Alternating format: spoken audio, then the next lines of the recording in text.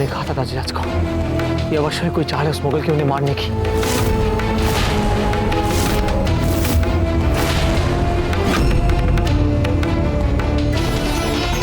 कुंवर प्रताप, जरा हमें दीजिए।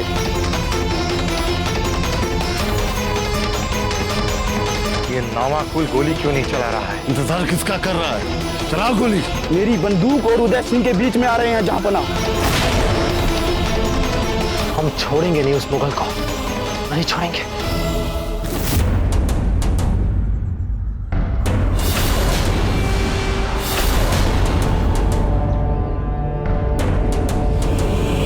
शहंशाह ने मुझे मौका दिया है मेवाड़ के इतिहास में नया मोड़ लाने का, और मैं इसे नहीं गवाऊंगा।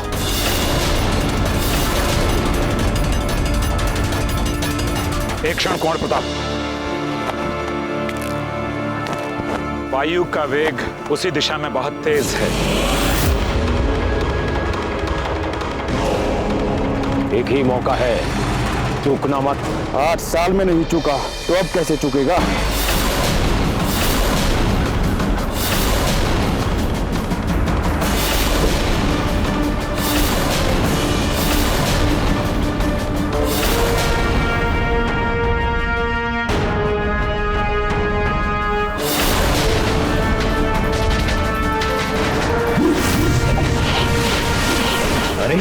कुंवर प्रताप ने तो भाला अकबर को फेंक दिया।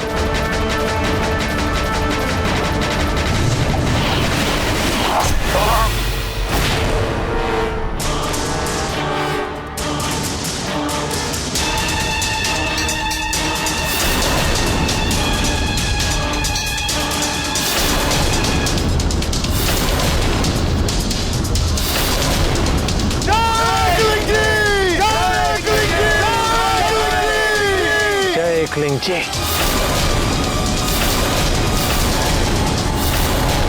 ये क्या किया कुंवर प्रताप ने? सैनिक पे भाला क्यों चलाया?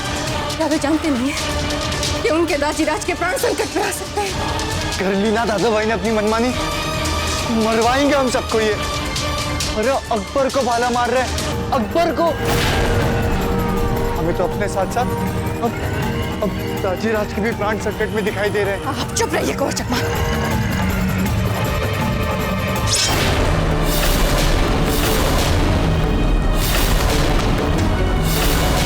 अब तू नहीं बचेगा उदय सिंह। गद्दार अकबर!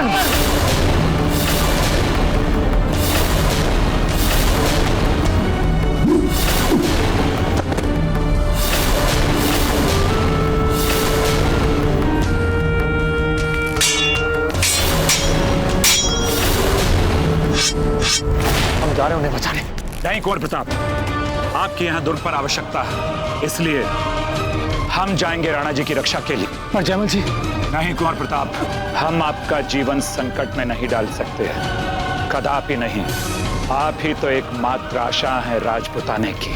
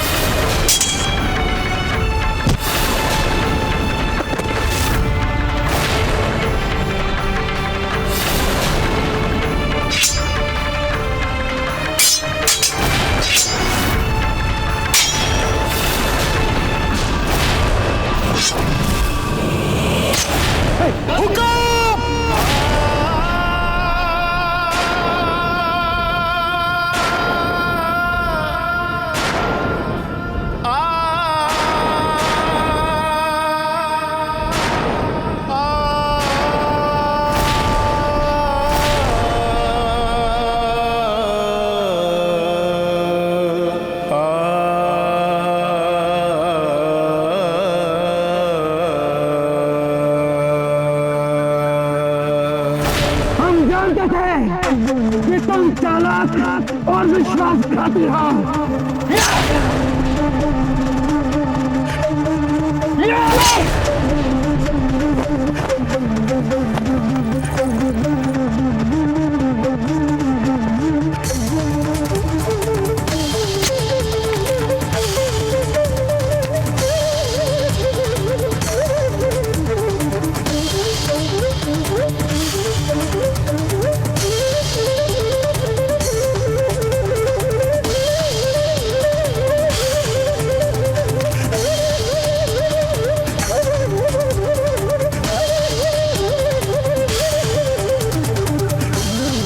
राजपूताना तुम्हारा कभी नहीं होगा अकबर, राजपूताना तुम्हारा कभी नहीं होगा।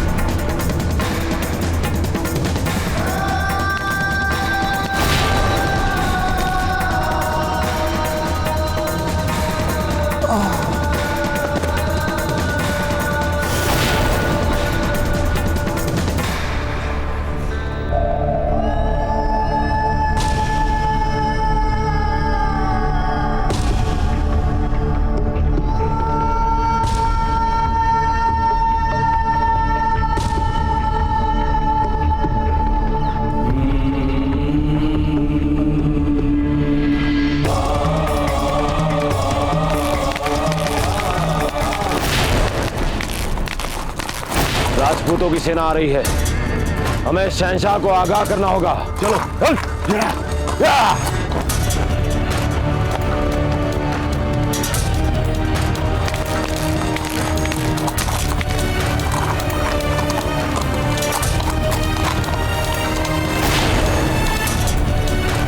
वापस चलिए शहंशाह, जहां पना चलिए, यहां से जहां पना।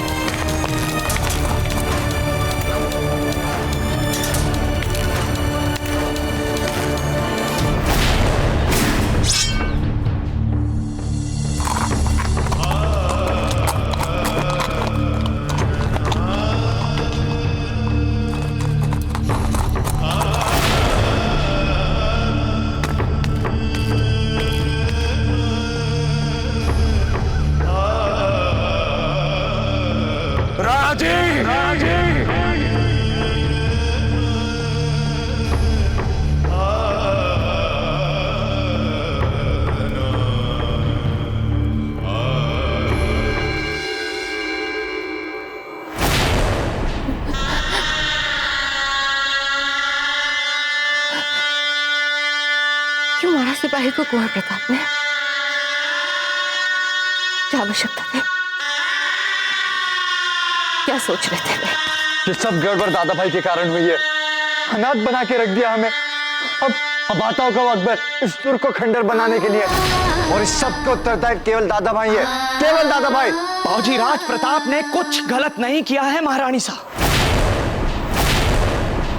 अबे तो महारानी साहब वो हमारे बाबूजी राज प्रताप ही थे जिन्होंने उस निशानची को मारा था जो हमारे राणा जी को मारना चाहता था।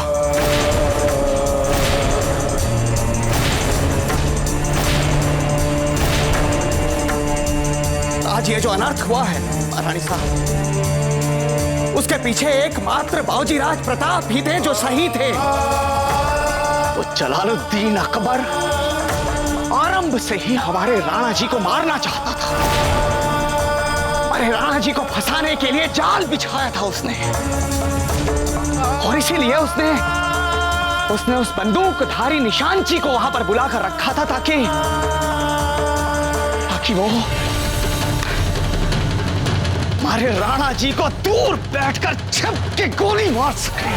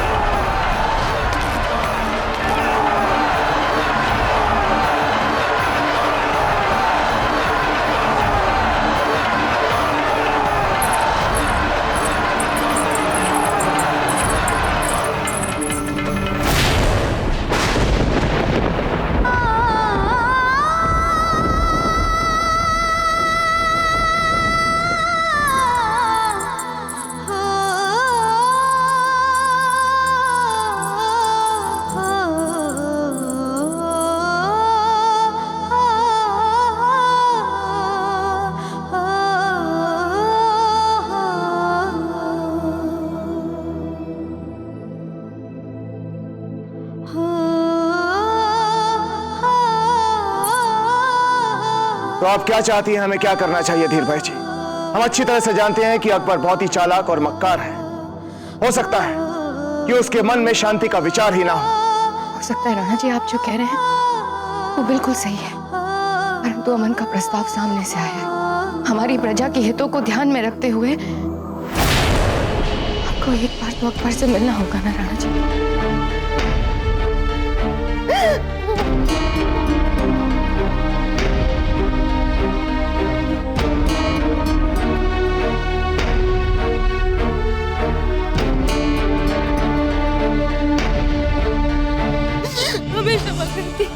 राणा जी, कुंवर प्रताप ने रोका था हमें। हमने जबरन आपको अकबर के पास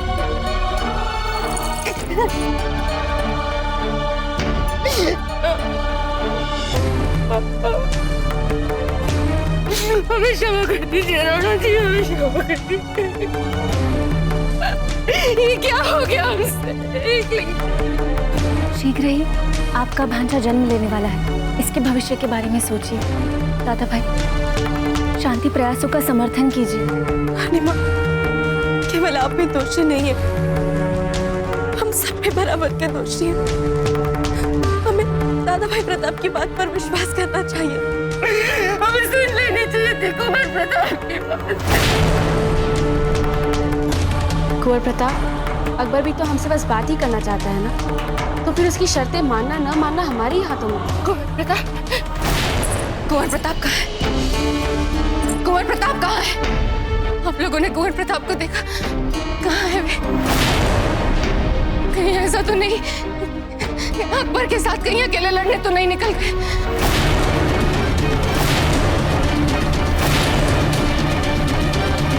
शहंशाह जलालुद्दीन, शहंशाह जलालुद्दीन, शहंशाह जलालुद्दीन। अभी हमने फकत आधी जंग जीती, असली खुशी हम तब मनाएंगे जब चित्तौड़ पर फतेह हासिल करेंगे। अभी दुश्मन के हौसले पस्त हैं, यही मौका है। आओ आओ, जंग की तैयारियां करें। शहंशाह जलालुद्दीन, आज चित्तौड़ पर फतेह हासिल कर आप लोग तारीख के पन्नों पर मुगल सल्तनत का नाम दुनिया की सबसे बड़ी सल्तनत में दर्ज करने वाले हो। चित्तौड़ को अपने कदमों तले रौंद कर हम अपना गुलाम बनाएं। हुसैन, हमारी फौज को तैयार किया जाए। हम इसी वक्त चित्तौड़ पर हमला करें। आप सभी वीर राजपूत सैनिक हैं मेवाड़ सेना के, परंतु आज हम सभी के समक्ष अग्नि परीक्षा की वो घड़ी आन पहुंची है जिसके लिए हमारी माओ ने दूध पिला पिला कर हमें बड़ा किया। शपथ है आप सभी को मातृभूमि की, शपथ है आप सभी को अपनी माओ के दूध की, कि रक्त की अंतिम बूंद तक हम युद्ध करेंगे अकबर और उसकी सेना के विरुद्ध, और अपने राजा की कायरतापूर्ण हत्या का प्रतिशोध लेंगे हम। मुंह क्यों झुकाए खड़े हैं आप सब? क्या आपकी धमनियों में रक्त नहीं बहता?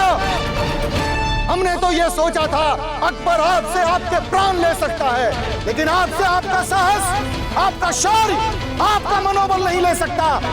राजपूत हम सर कटा सकते हैं लेकिन सर नहीं झुका सकते। उठिए, युद्ध करने चलिए। और हमारे सेनापति कुंवर प्रताप कहाँ हैं? उनके बिना इनके नेतृत्व में लड़ेंगे हम, बिना सेनापति हम नहीं लड़ेंगे।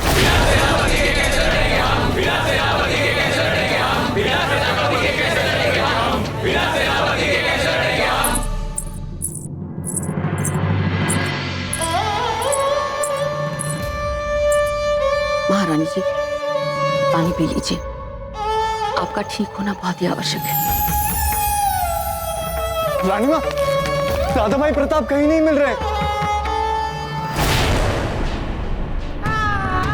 सब कुछ समाप्त हो जाएगा। एक तो पहले ही अकबर ने दाजीराज को मार दिया है, और अब आताओं को हम सब पे आक्रमण करने के लिए।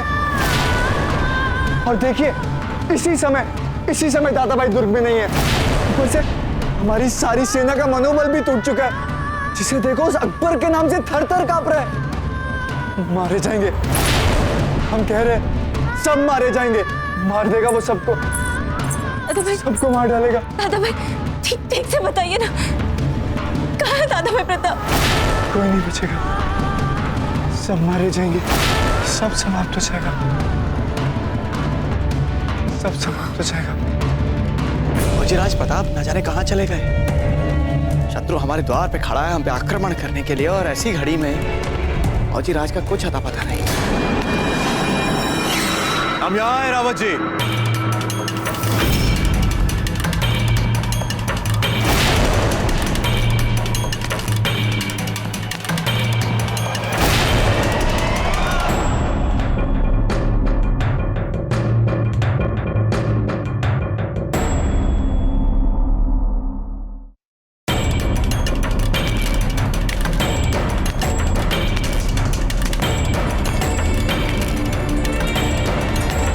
अच्छा हुआ कुंवर प्रताप आप आ गए। संकट की इस विषम स्थिति में अब आप ही को साहस बढ़ाना होगा मेवाड़ के सैनिकों का, और मेवाड़ के हर सैनिक के हृदय में साहस भर के उन्हें तैयार करना होगा अकबर की सेना के विरुद्ध, उन्हें समूल नष्ट करने के लिए।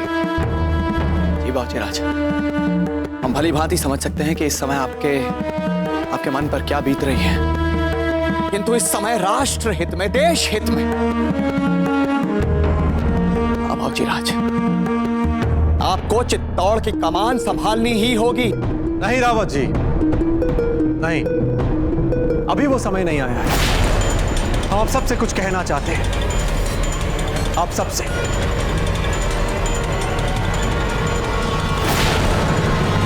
हमने मार दिया नारायण जी को।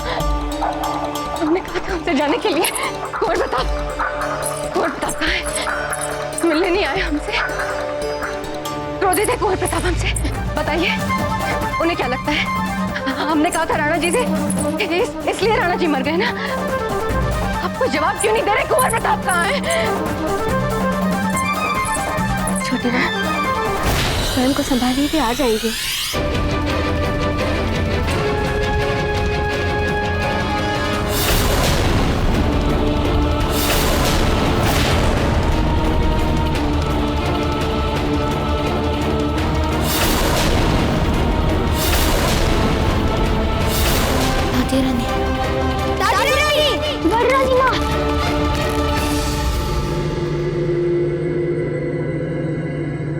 बड़े दाजीराज जीवित है।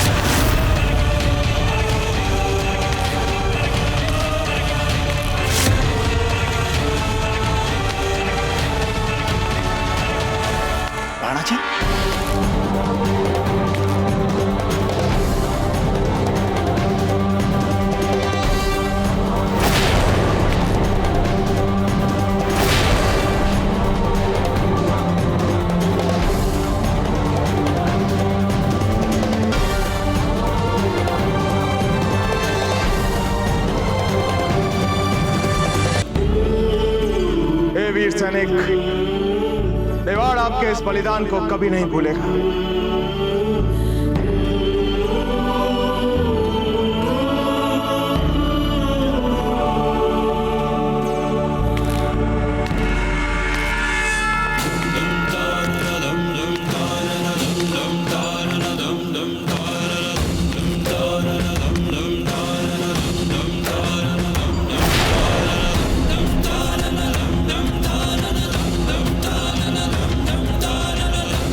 हम जीवित हैं,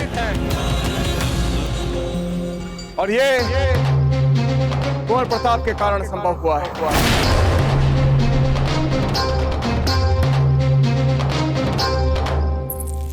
आप क्या कह रहे हैं अमर? हमने खुद अपने आंखों से देखा है बड़े दाजीराज को दरबार में।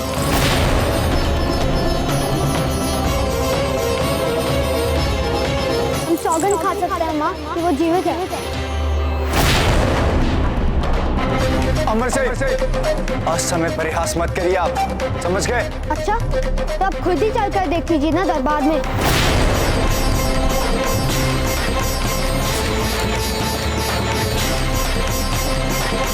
कल रात कुंवर प्रताप हमारे कक्ष में हमसे मिलने आए और इन्होंने हमसे कहा कि ताजीराज, हम हाथ जोड़कर विनती करते हैं आपसे, मत जाइए उस शांति वार्ता के लिए। वो मुगल बहुत ही दुष्ट, चालाक और काइया प्रकार का व्यक्ति है। हमें उसकी बातों पर विश्वास नहीं है। कुंवर प्रताप, आप अच्छी तरह से जानते हैं कि हम निर्णय ले चुके हैं और एक बार हम निर्णय ले लें उसके बाद अपनी बात से पलटते नहीं। जानते हैं ना आप? ताजीराज हमारी नहीं, कम से कम उनकी बातों पर तो विश्वास कर लीजिए आप, उनकी बातों पर जो हमारी पहचान है। ताजीराज एक बार आइए ना हमारे साथ आप, एक बार। किसकी बात कर रहे हैं आप? एक बार हमारी बात मान लीजिए आप, उनकी बातें, एक बार उनकी बातें सुन लीजिए आप, फिर आपको जो करना हो आप अपना निर्णय लीजिएगा। चलिए आइए आइए ताजीराज, आइए। क्या हम जान सकते हैं कुंवर प्रताप कि आप हमें यहाँ पुरखों के कक्ष में क्यों लेकर आए हैं? ताजीराज, केवल हम ही नहीं, ये सब भी चाहते हैं कि आप उस मुगल से मिलने नहीं जाए। ताजीराज, हम जब भी स्वयं को असमंजस वाली स्थिति में पाते हैं तो इसी कक्ष में आते हैं और फिर हम शांतचित्त होकर ध्यान लगाते हैं और फिर ये सब हमारे पूर्वज ये हमसे बातें करते हैं, ये हमसे कहते हैं कि हमारे लिए उचित क्या है और क्या नहीं। ताजीराज, हमें पूर्ण विश्वास है कि आपको भी हमारे पुरखों के स्वर सुनाई देते हैं। कृपया एक बार अपनी आंखें बंद कर लें, फिर आप स्वयं जान जाएंगे कि ये सब आपसे क्या कहना चाहते हैं। ये आपसे कहना चाहते हैं कि आप मत जाइए उस मुगल से मिलने अकेले।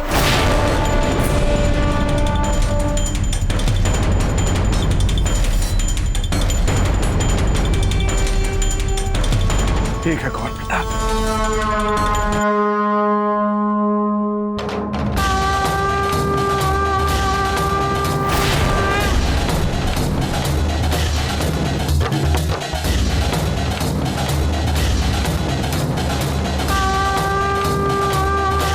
मत जा उदय सिंह, मत विश्वास कर मुगलों का, वो तुझे मार देंगे। मत जा उदय सिंह, मत विश्वास कर मुगलों का, वो तुझे मार देंगे। मत जा उदय सिंह, मत विश्वास कर मुगलों का, वो तुझे मार देंगे।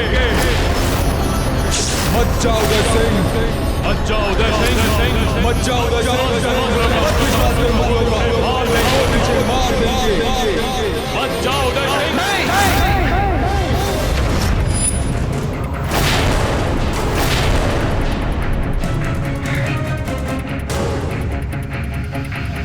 ऐसा नहीं हो सकता। राणा उदय सिंह अपने पूर्वजों की बात न माने। ऐसा कदापि नहीं हो सकता।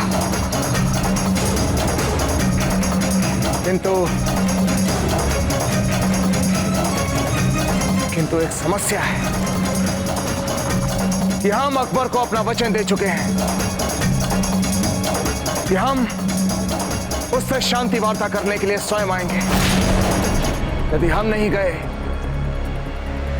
तो हमारे स्थान पे ऐसा कौन है जो उस अकबर से मिलने जा सकता है?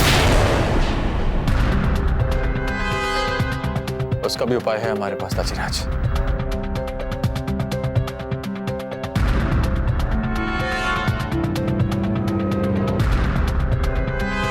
कमागढ़ी हुकुम। ताजीराज, ये हमारी टुकड़ी का एक सैनिक है। इसकी विशेषता यह है कि ये आपके समान दिखता है और इसलिए टुकड़ी में प्रसिद्ध है।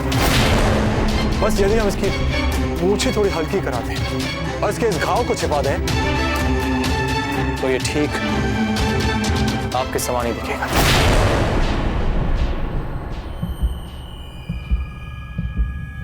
अपना मुख ऊपर कीजिए।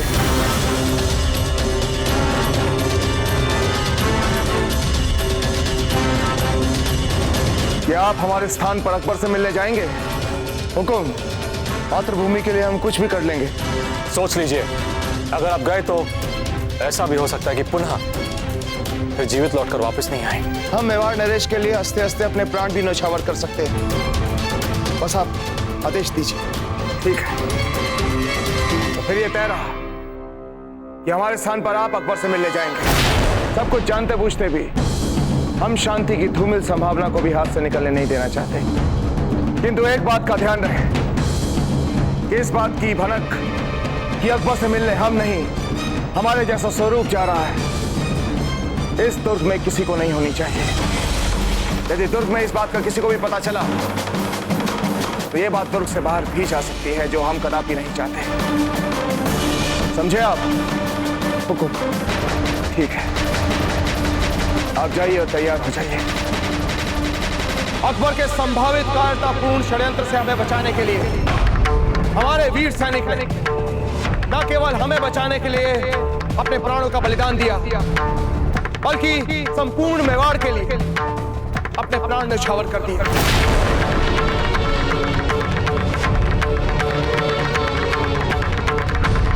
हम अपने इस वीर सैनिक के बलिदान को यूं व्यर्थ नहीं जाने देंगे। हम अपने इस वीर सैनिक की हत्या का बदला अवश्य लेंगे।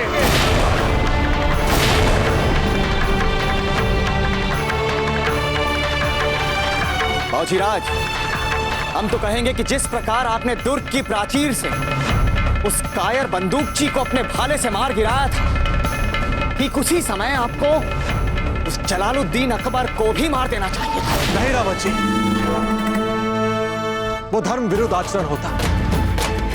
क्योंकि पहली बात, प्राचीर से हमें वो मुगल बहुत निहत्था दिख रहा था। दूसरी बात, हम उससे आमने सामने नहीं लड़ रहे थे।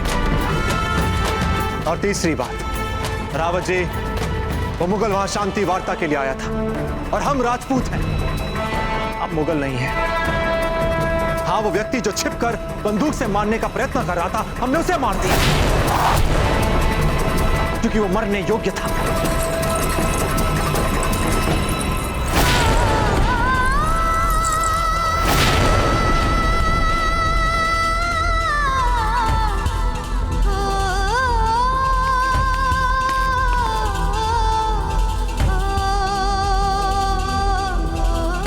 हमारा आप सबसे विनम्र निवेदन है कि हमें अपने लिए कुछ समय चाहिए।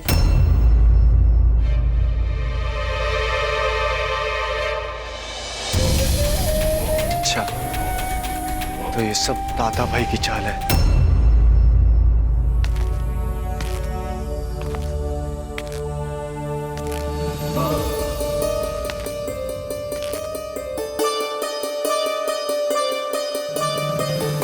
वीर भाई जी,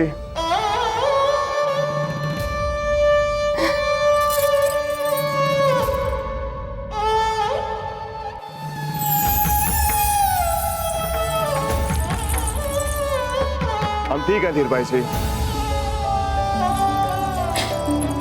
फिर कभी हमारे साथ ऐसा छल मत करना राणा जी। धीर भाई जी, हमारा नहीं, कुंवर प्रताप का विचार था।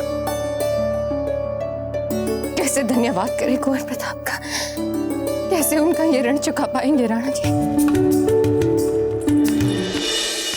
बड़े दाजीराज,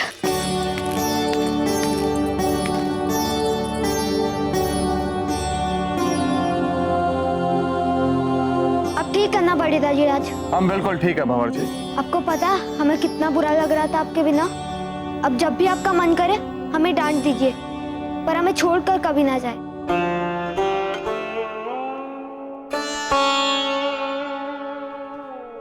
हम आपको छोड़कर कहीं नहीं जाएंगे, और ऐसे भी आप प्राण हैं हमारे, सदा हमारे साथ ही रहेंगे।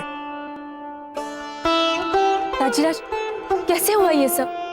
और आप कैसे बच पाए? बस इतना समझ लीजिए कि आपके दादा भाई कुंवर प्रताप ने बचा लिया हमें।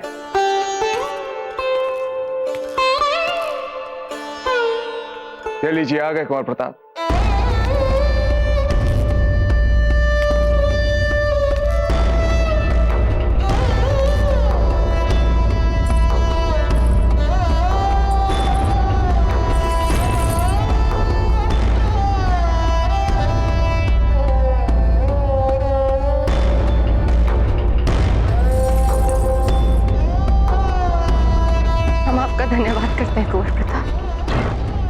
नहीं होते तो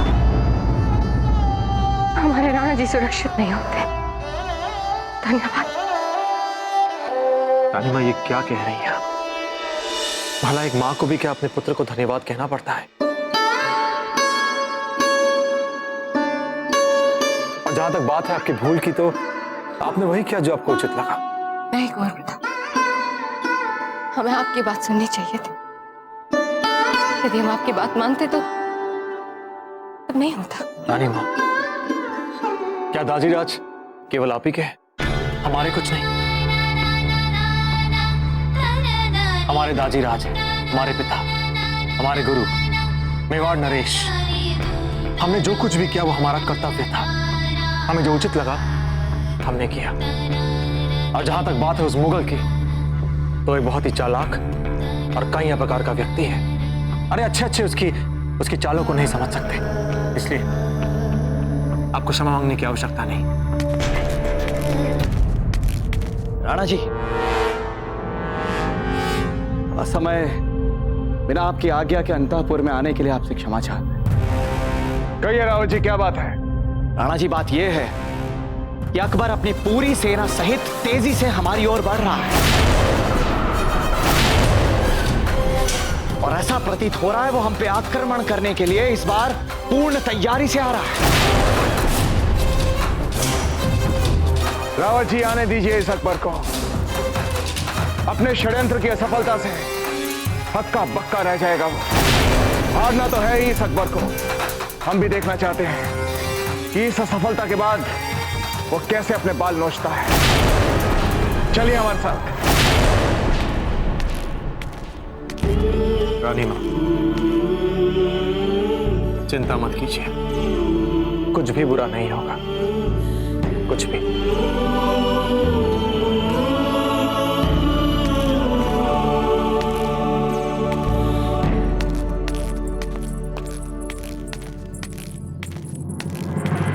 सुनिए,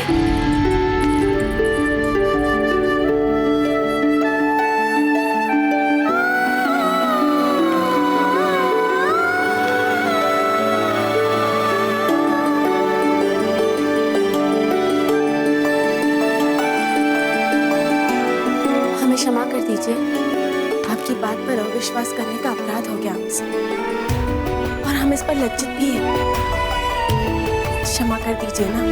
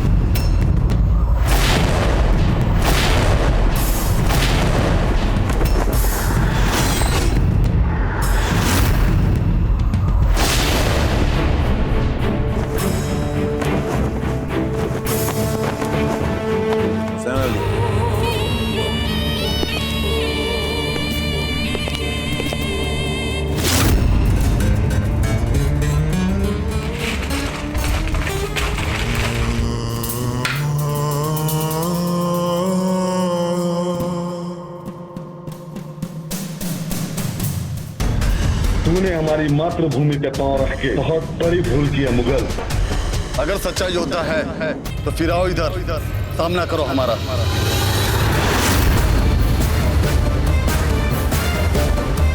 खुर्दबीन लाओ।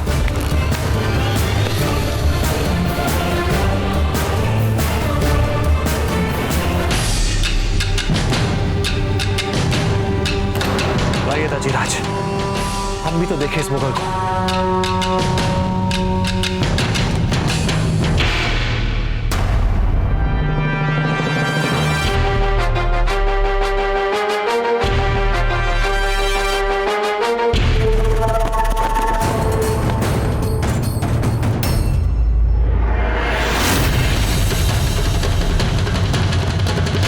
धोखा हुआ हमारे साथ।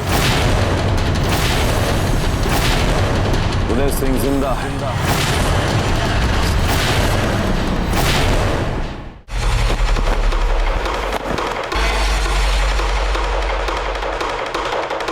प्रताप, हम जानते हैं तुम्हारी वजह से हुआ है ये सब। आज से हमारी दुश्मनी तुम्हारे लिए और गहरी हो गई।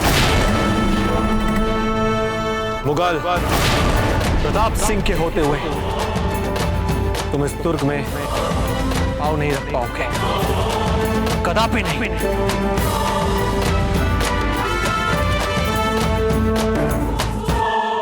हम वापस लौट रहे हैं। छावनी में लौटने के लिए फौज वापस मुड़ेगी। पर हुजूर, अभी तो जंग की बिस्मिल्लाह हुई, अभी से वापसी?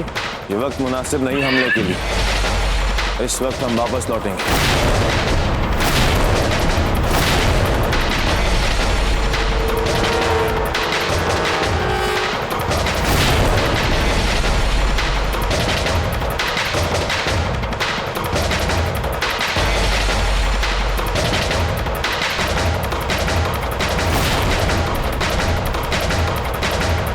जानते हो ना कि हमने आलिम खान के साथ क्या किया था। फौज वापस लौटेगी, हमारे हुक्म की तामील हो।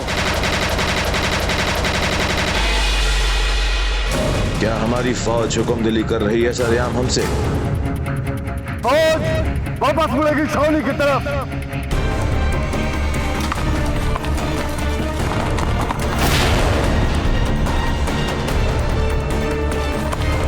हुक्म वो देखिए, अकबर अपनी सेना के साथ वापस जा रहा। वो देखिए हुक्म।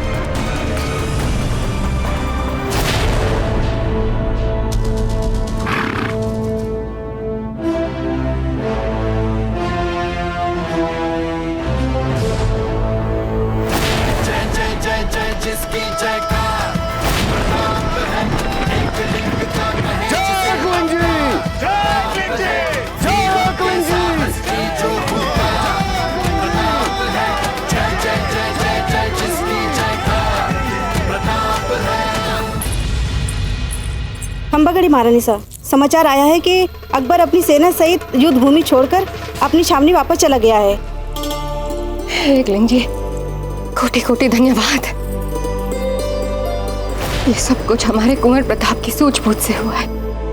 उन्हीं के कारण हमारे राणा जी जीवित हैं और अकबर को युद्ध भूमि छोड़कर वापस लौटना पड़ा। धन्यवाद एकलिंग जी।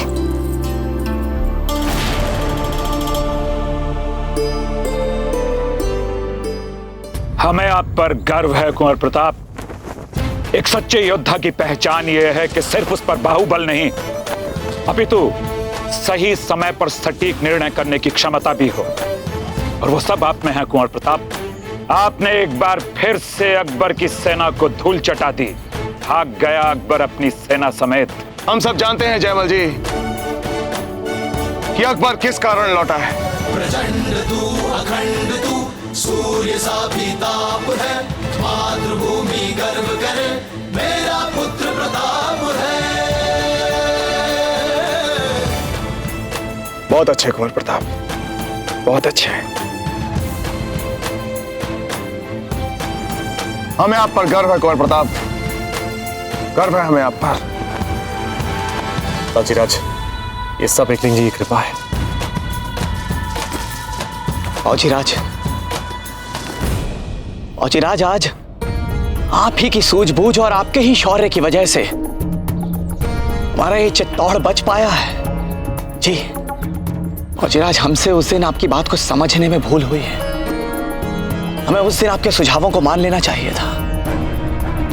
हम क्षमा मांगते हैं अपने उस भूल के लिए आपसे। नहीं रावत जी, नहीं, क्षमा मांग के हमें लज्जित मत कीजिए। आप हमारे लिए पिता समान हैं, गुरु हैं आप हमारे। आपने जो कुछ भी किया चित्तौड़ की भलाई के लिए, कि आपको जो कुछ भी सर्वोचित लगा आपने वही किया। इसलिए क्षमा मांग के हमें लज्जित मत कीजिए। आप मत कीजिए। फौजीराज प्रताप की, फौजीराज प्रताप की, फौजीराज प्रताप की, फौजीराज प्रताप की।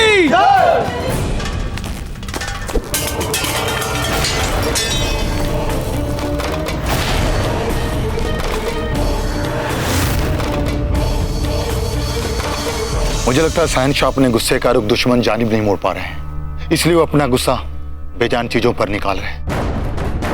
या मेरे अल्लाह, हम पर और पूरी मुगल सल्तनत पर रहम कर मेरे मौला, रहम कर। न जाने किस मिट्टी का बना है वो प्रताप। इतनी बेहतरीन चाल थी हमारी, चूक ही नहीं सकती थी। चित्तौड़ हमारी मुट्ठी में था, हमारी मुट्ठी में। हमारी हर तजवीज को, हर चाल को वो पहले ही जान लेता है। पहली बार नहीं हो रहा हमारे साथ, हर बार, मतलब हर बार। हम पूरा कर दें आपका जुमला।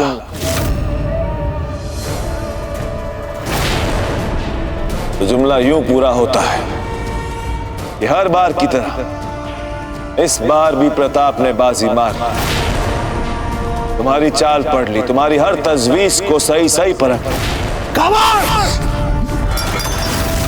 अपनी शिकस्त का गुस्सा हम पर क्यों निकाल रहे हैं जापना?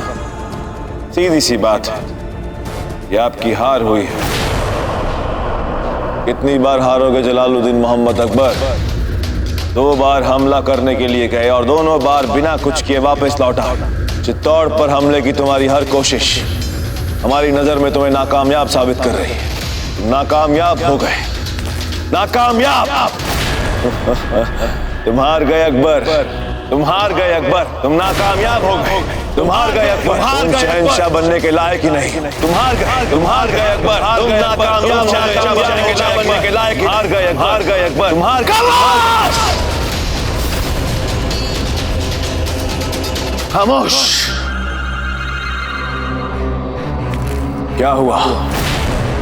जो हम नाकामयाब हो गए, फिर हमला करेंगे। अगर हम फिर नाकामयाब हुए तो हम फिर हमला करेंगे। आज से 400 साल पहले जब गौर के सुल्तान मोहम्मद गौरी पृथ्वीराज चौहान से हारा था, तो वो भी इसी तरह मायूस होकर बैठ गया था। कहते हैं कि एक दिन उसकी नजर एक चींटी पर पड़ी, जो अपने से बड़ा भार लेकर ऊपर चढ़ने की कोशिश कर रही थी, लेकिन बार बार उसकी कोशिश नाकामयाब हो रही। फिर भी इतनी नाकामयाबियों के बाद वो चींटी ऊपर चढ़ने में कामयाब हो गई। फिर सुल्तान मोहम्मद गौरी ने सबक लिया चींटी से। बार बार पृथ्वीराज चौहान से हारने के बावजूद भी वो उस राजपूत पर हमला करता रहा, करता रहा, करता रहा। 16 बार हारने के बाद 17वीं बार उस गौरी ने राजपूत चौहान को हरा दिया। और मैं भी उसी तरह कोशिश करता रहूंगा, चाहे मुझे 100 बार हार का सामना क्यों ना करना पड़े।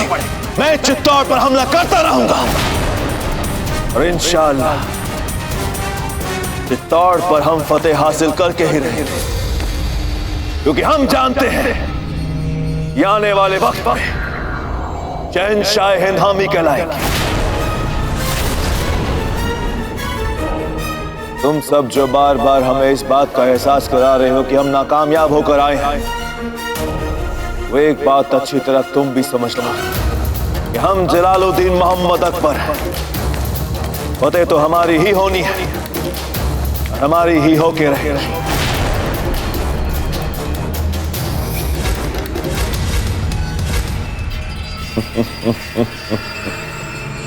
शहंशाह का इकबाल बुलंद हो। 4000 सिपाहियों की फौजी कुमुक जंग में हमारे साथ शामिल होने के लिए आई। ये कुमुक जौनपुर से आई है। सारी कायनात इस जंग में हमारी फतेह के लिए कोशिश पे कोशिश किए जा रही है। दिन ब दिन हमारी फौज, हमारी ताकत, हमारी तादाद बढ़ती जा रही है और इस बढ़ती हुई फौज की मदद से हम चित्तौड़ के किले के दरवाजों पर घेराबंदी और बढ़ा सकते हैं। जाओ और जाकर किले की घेराबंदी शुरू कर दो। आज हम उन्हें मजबूर कर देंगे किले के एक और दरवाजे को बंद करने के लिए। फिर आहिस्ता आहिस्ता किले के सारे दरवाजे बंद करने के लिए मजबूर कर देंगे।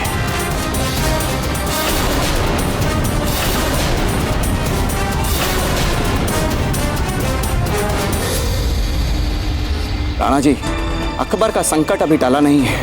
वो पुनः चित्तौड़ के दुर्ग पे आक्रमण कर इस पर अपना अधिकार स्थापित करने का प्रयास अवश्य करेंगे। किंतु इस सब में एक बात निश्चित हो गई है और वो ये कि हमारे चित्तौड़ की सत्ता के प्रतीक हैं हमारे राणा उदय सिंह जी, जिन्हें दुर्ग की प्राचीर पे खड़ा देख स्वयं अकबर भी भयभीत हो जाता है। राणा जी, जैसे ही हमारे दुर्ग में यह समाचार आया कि मेवाड़ नरेश वीर गति को प्राप्त हो गए हैं, तो राणा जी हमारे सभी सैनिक सकते में आ गए। हमारी समूची सेना का मनोबल गिर गया और चारों ओर दुख का बादल छा गया था राणा जी। और इसीलिए ये आवश्यक है कि हम किसी भी मूल्य पर मेवाड़ नरेश राणा उदय सिंह जी के जीवन की रक्षा करें। रावत जी, अपने दुर्ग की अभेद प्राचीरों के पीछे हम सुरक्षित हैं और वैसे भी आपको हमारी रक्षा करने की कोई आवश्यकता नहीं है। हम आपकी रक्षा करेंगे। हम राजा हैं मेवाड़ के।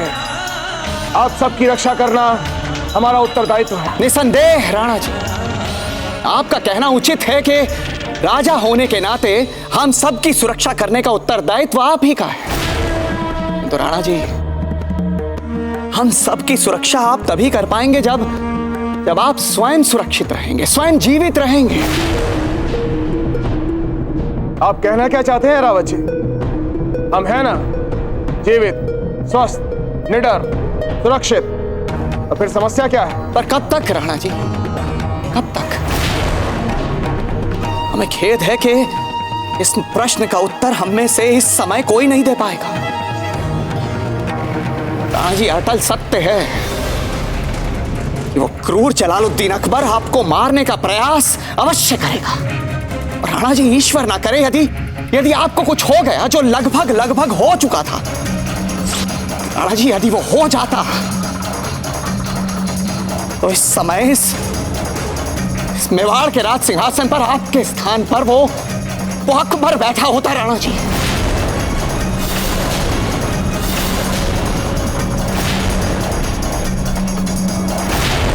तो क्या प्रस्ताव है आपका रावत जी? साफ साफ कहिए। राणा जी, हमारा प्रस्ताव यह है कि मेवाड़ नरेश राणा उदय सिंह जी और समस्त राज परिवार तत्काल दुर्ग को छोड़कर किसी सुरक्षित स्थान पर चले जाए।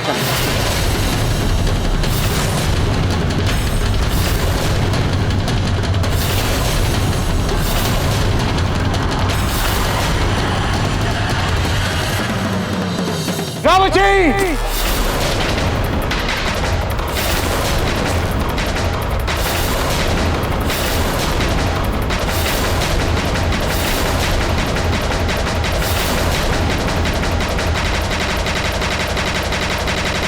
यदि सारी स्त्रियां चली गई यहाँ से तो सामान्य व्यवस्थाओं को कौन देखेगा? सब कुछ पुरुष ही तो नहीं करते। और फिर हमारा भी कुछ उत्तरदायित्व बनता है हमारी प्रजा के प्रति, विशेषकर ऐसी संकट की घड़ी में। यदि हम चले गए यहाँ से तो भोजन की व्यवस्था है कौन देखेगा? रहने की व्यवस्था है कौन देखेगा?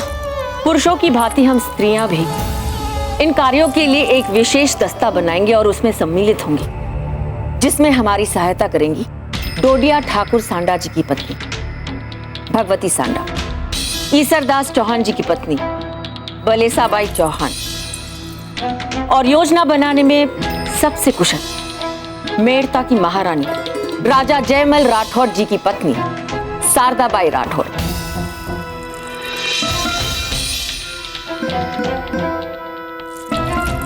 महारानी साहब, हम प्रजा का ध्यान रखने में कोई भी कसर नहीं छोड़ेंगे और जब तक ये मुगल यहाँ से चले नहीं जाते ये उत्तरदायित्व हम निभाएंगे। हाँ, इस संकट की घड़ी में दुर्ग की सभी स्त्रियों को नेतृत्व की आवश्यकता है। इसके लिए हम पूर्णतः तैयार हैं। महारानी साहब, आप चिंता न करें, हम स्त्रियां यहाँ के सभी कार्यों को निभाने में सक्षम हैं और हमारा नेतृत्व करेंगी चुंडावत जी की पत्नी मदलसा बाई। फिर भी ऐसे कैसे छोड़कर जा सकते हैं हमारा महल? घर है हमारा। यहाँ से चले जाने से अच्छा तो है हम यहीं अपने प्राण त्याग दें। हाँ, छोटी माँ तो इतने वर्षों से रही है यहाँ पर, हम तो फिर भी नए हैं, फिर भी कितना लगाव सा हो गया यहाँ पर। तो फिर इतनी सहजता से ये सारी स्मृतियों को भुलाकर कैसे जा सकते हैं हम समझ सकते हैं कि आप लोगों के मन में क्या क्या चल रहा है। अगर हम आपके स्थान में होते तो हमें भी शायद इतना ही कठिन लगता, पर किया ही क्या जा सकता है। असामान्य परिस्थितियों का सामना करने के लिए असामान्य उपाय करना ही पड़ता है और सदा के लिए थोड़ी ही जाना है आपको। कुछ दिनों की ही तो बात है और कुछ ही दिनों में जब युद्ध समाप्त हो जाएगा तब आप फिर से लौट आइएगा। महत्वपूर्ण बात यह है कि अगर आप सुरक्षित रहेंगे तो राणा जी और कुंवर प्रताप का मन विचलित नहीं होगा। वे और अच्छे से इस अप्रत्याशित संकट का सामना कर पाएंगे। इसलिए महारानी जी, आप निश्चिंत होकर महल की सारी व्यवस्थाओं का भार हम पर छोड़ दें।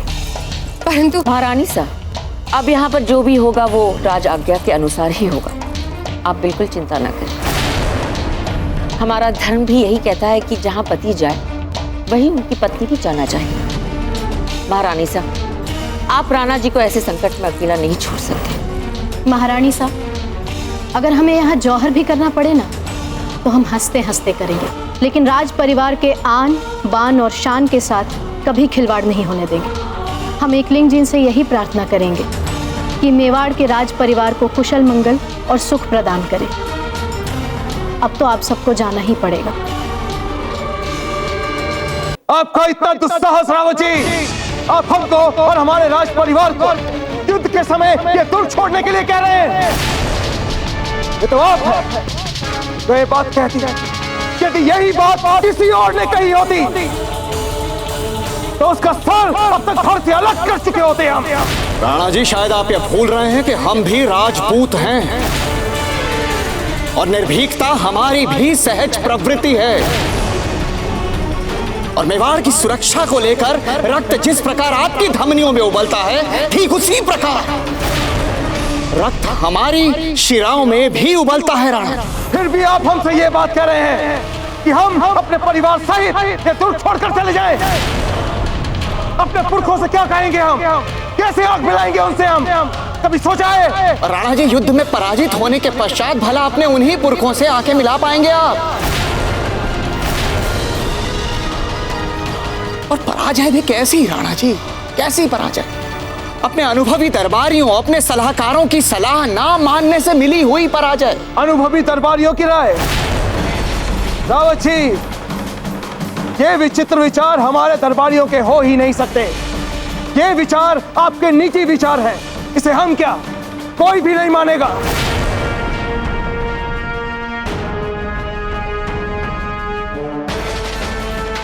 राणा जी, अरे इस समय हम आपके स्थान पर होते ना तो बिना अपने दरबारियों से पूछे उनकी राय के बारे में अपना मत नहीं बनाते। तो ठीक है रावत जी, हम अपने दरबारियों से ही पूछ लेते हैं। बोलिए, जो भी कहना है निर्भीक होकर कहिए। चलिए ईश्वरदास जी, पहले आप ही कहिए, क्या आप रावत जी की बात से सहमत हैं?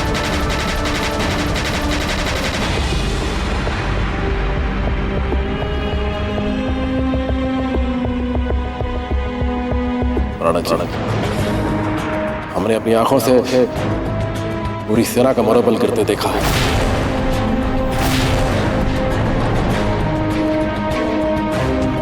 हम भी सहमत हैं रावत जी की बात से। हम भी यही चाहते हैं। हम भी रावत जी की बात का समर्थन करते हैं। जी राणे, हम भी सहमत हैं। हम सब सहमत हैं। हम सब सहमत हैं। हम सब सहमत हैं। हम सब सहमत हैं। हम सब सहमत हैं। हम सब सहमत हैं। हम सब सहमत हैं राणा जी। जैसे ही दुर्ग में यह समाचार आया कि अकबर ने आपको धोखे से मार दिया है, तो जौहर और साका की बातें आरंभ हो चुकी थी। हम रावत जी की बात से पूरी तरह सहमत हैं। डोडिया जी भी जो दुर्ग के उत्तरी द्वार पर उपस्थित है, वो भी हमारी बात से सहमत है। बस बस!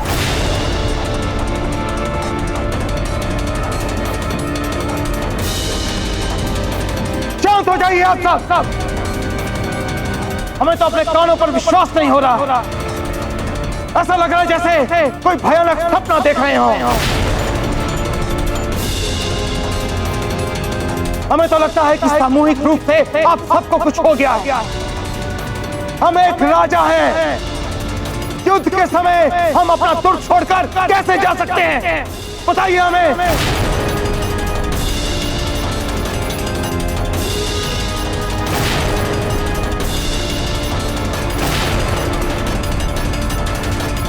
कौन प्रताप, आप भी समझाइए। हमारी बात तो ये समझ नहीं रहे। आपका सम्मान करते हैं ना, ये समझाइए।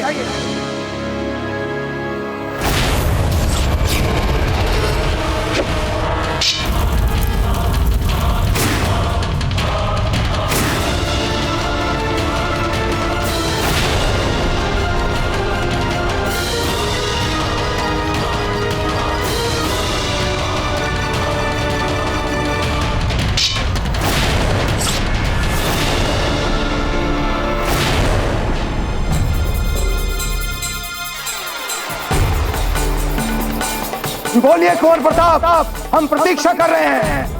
कहिए इनसे कुछ।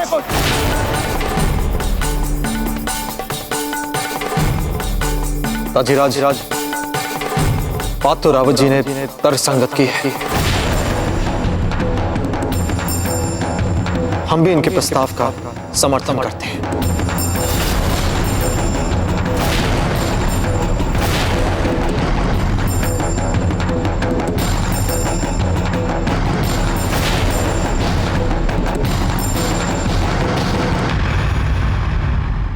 मेवाड़ के वीर महाराणा प्रताप के जीवन को करीब से जानने के लिए चैनल को सब्सक्राइब करें और बेल आइकॉन दबाना न भूलें।